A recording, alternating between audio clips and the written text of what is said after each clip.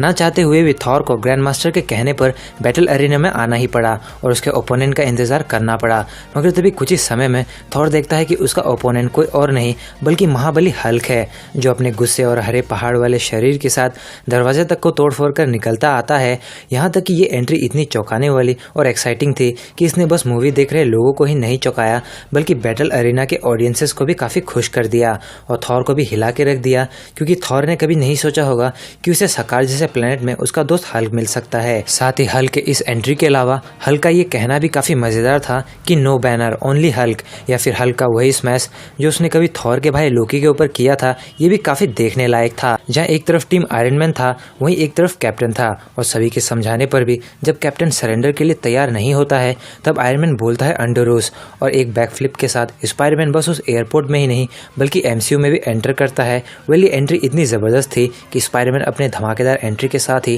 Captain America की shield को भी अपने तरफ करने के साथ अपने वेब के थ्रू कैप्टन के हाथों तक को लॉक कर देता है। और जब स्पाइडरमैन एयरपोर्ट बैटल में दिखा है तब उन कॉमिक बुक फैंस या सुपर हीरो फैंस के दिल में ठंडक आई, जो बहुत ही बेचैनी से स्पाइडरमैन का इंतजार कर रहे थे कि कब उन्हें स्पाइडरमैन एमसीयू में देखने मिले। जब बात हो गुस्से की तो हल्क के सामने कोई कुछ भी नहीं और तभी आयरन मैन भी कहता है कि वो पार्टी लेकर आ रहा है और वो लाता भी है एक ऐसी पार्टी को जिसे कोई एंजॉय नहीं करना चाहता। मगर तभी ब्रूस कहता है कि यही उसका सीक्रेट है कि आई एम ऑलवेज एंग्री, और ब्रूस हल्क में ट्रांसफॉर्म हो जाता है और एक पावरफुल पंच और वो लेविथान वहीं डिस्ट्रॉय हो जाता है। जिसके बाद तो हल्क की ये एंट्री एमसीयू की सबसे बेस्ट एंट्रीज में से एक बन गई, क्योंकि इसके बाद हल्क बस एक ही काम करता दिखता है और वो है स्मैश। चाहे कभी लोकी को इतना स्मैश करना कि उसे उसकी नानी याद आ जाए, या फिर अपनी कोयल जैसी आवाज से बेहोश हुए आयरन मैन को होश में ला देना काफी औसम है। यहाँ सभी इस रेनफायर से परेशान थे मगर तभी रेनफायर नीचे ना होकर आसमान की तरफ होना शुरू होता है और आयरन मैन के पूछने पर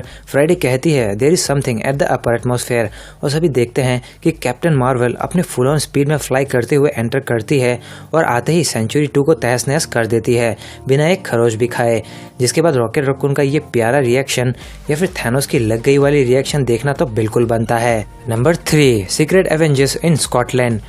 विजन बुरी तरह घायल था और वांडा अकेली प्रॉक्सिमा और गॉर्वस से लड़ रही थी, लेकिन तभी उस ट्रेन के पास होते हुए प्रॉक्सिमा किसी को वहां अंधेरे में देखती है और धीरे धीरे अंधेरा हटना शुरू होता है। तब दिखता है कि ये कोई अंधेरा का राजा नहीं है बल्कि कैप्टन अमेरिका है, जो अपने एंट्री के साथ ही एक ऑसम बैकग्राउंड म्यूजिक लाता है और एक पावरफुल थ्रो किए स्पेयर को जबरदस्त कैच में ट्रांसफॉर्म करता है। और फिर तो ये नज़ारा और भी देखने लायक था, चाहे वो फैल्कन के एयर स्टैक्स के कारण हो या फिर वीडो की ये तूफानी एंट्री जो कुछ ही देर में विजन की बॉडी का बदला गॉर्वस को घाव देकर निकालती है। वेल ओवरऑल कहूँ तो कैप्टन फैल्कन और वीडो की ये एंट्री प्रूफ है कि टीम वर्क किसे कहते हैं। साथ ही मैंने सीक्रेट एवेंजर्स इसलिए कहा क्योंकि सिविल वॉर के बाद कैप्टन और सभी सीक्रेट मिशंस में थे सबसे छुपते छुपाते हुए। Number 2, Thor Rocket and Groot in Wakanda. वैसे तो एमसीयू में थॉर की एक से बढ़कर एक एंट्रीज मौजूद है मगर ये वाला कुछ अलग है, क्योंकि यहाँ लड़ाई इन्फिनिटी स्टोन यानी माइंड स्टोन के लिए थी, जहाँ आउटराइडर्स की क्वांटिटी ने एवेंजर्स को भी परेशान करके रखा था। तभी अचानक बाइफोर्स खुलता दिखता है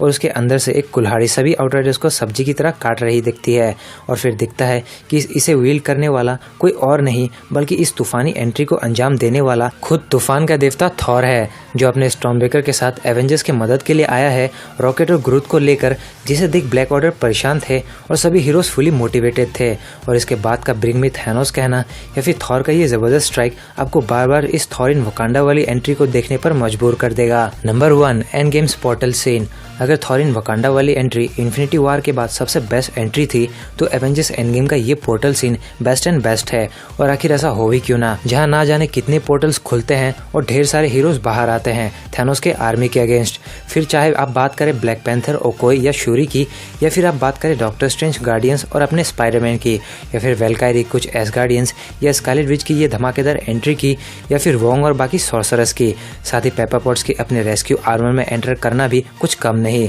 जो थिएटर में देख रहे सभी लोगों के होश उड़ाने के लिए काफी थे। मगर तब भी ये ऑसम एंट्रीज नहीं रुकती और एंटमैन भले ही बिना पोर्टल के आता है मगर जायंट मैन बनकर हल्क और रॉकेट के साथ एंटर करके इस धमाकेदार एंट्रीज की सीरीज वाले सीन को एक लेवल और आगे पुश करता है। यहाँ तक कि हावर्ड डडक और एंड गेम के डायरेक्टर्स के मुताबिक आज तक के दिखे सभी हीरोज इस सीन में मौजूद थे, जिस कारण मुझे इन एंट्रीज को नंबर 1 के बजाय कोई और पोजीशन में रखना बिल्कुल सही नहीं लगा। सो अगर आपको ये वीडियो अच्छी लगी हो तो वीडियो को लाइक और शेयर ज़रूर करें। साथ ही कमेंट करके बताएं आपको सबसे बेस्ट एंट्री इनमें से कौन सा लगा, या आपके हिसाब से आपके अकॉर्डिंग 10 बेस्ट एंट्रीज कौन सी है MCU में अभी तक। और ऐसे ही ऑसम और इंटरेस्टिंग वीडियोस देखने के लिए हमारे चैनल को सब्सक्राइब करके बेल आइकन को ज़रूर प्रेस करें।